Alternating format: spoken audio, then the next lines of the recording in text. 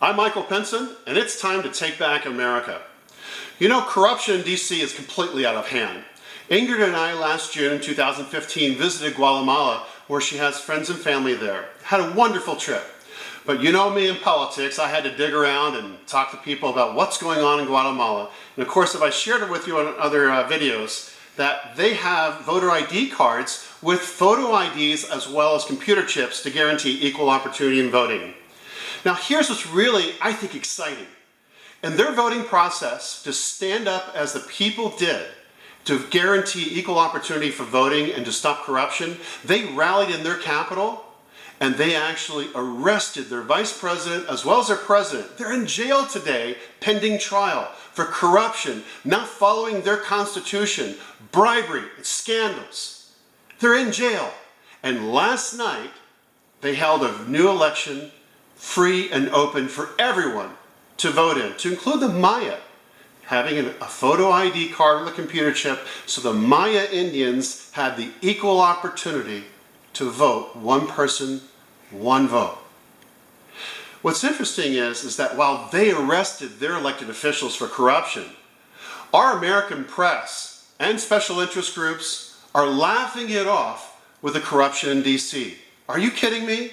Secretary of State Clinton, and if she was a Republican, I would be screaming just as mad and just as angry, no matter who it was. Who in their right minds in America sits back and allows an elected official as Secretary of State to solicit foreign governments, to include Russia, China, Iran, Muslim nations, corporations controlled by our enemies of the state, as well as the multinational groups that have pay to play, donate over $100 million into her foundation when she's the Secretary of State. And if she was Republican, I would be making this exact same video today, because we cannot have such corruption in D.C. by any party, by any individual, at any time, or else we've lost the Constitution.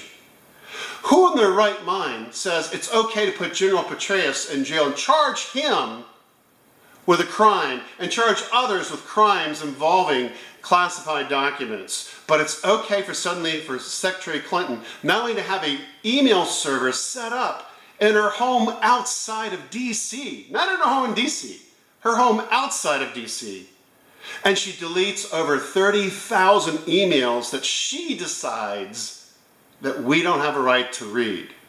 You need to be aware that elected officials, if you send a letter to your congressman or anyone in government, if you send an email to them, that becomes public record. If you say, "Hi, how you doing? Can you come to my birthday party?" "Sure, come on down at this time and date. We'll have a private party with my daughter." That becomes public record because it's in the government system. That's the way the federal law works. Who is Hillary Clinton to turn around and say that she decides what's personal and what's public? The federal laws prevent that. We have people in our government on both sides of the aisle who are taking down corruption and bribes. On both sides of the aisle are going to D.C. with hardly any financial net worth whatsoever, and within 5 or 10 years they're worth $5, $10, $20 million. We have people in Washington who refuse to follow the United States Constitution, and people go, "Are you kidding?" Part of the solution is going to be for you to speak out and get involved with grassroots organizations, to speak out and support and network with other grassroots organizations, because the time is coming. It may not be next year, but it's coming, where 1 million plus American citizens are going to go to Washington, D.C. We are going to eventually get organized through the various grassroots groups with your help. And we all are going to be organized and rally on Capitol Hill and surround the White House in protest with freedom of speech, without permit, without permission of the government, and tell the government, knock it off.